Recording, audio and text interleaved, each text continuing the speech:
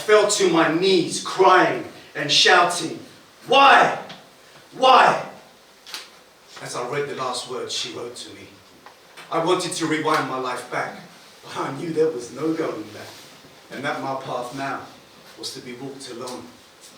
My conceptualization of time changed. Seconds felt like minutes, minutes felt like hours, hours felt like days.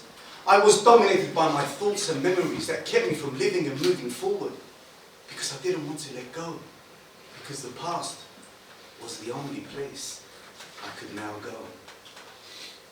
I fell to my knees that day, not to break down and stay down, but to eventually rise and discover that although my whole existence was shaken to the core, I became a better person, ready to take on more.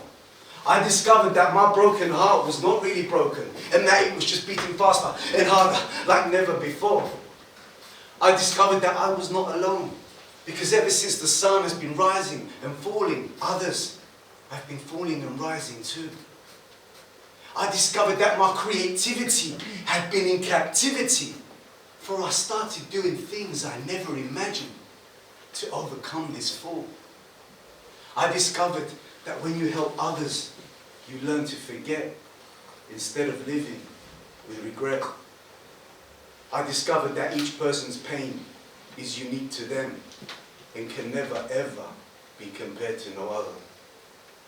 I discovered that the arms of my father were just as warm as those of my mother's, for he held me in his arms and made me realize I had a father.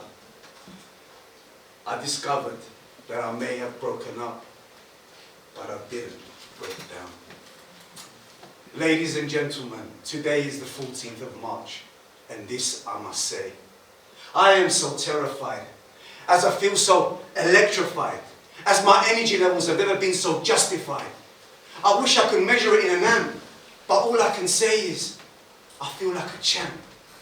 Where I was and where I am, it's just a change in perspective when I think back in retrospective.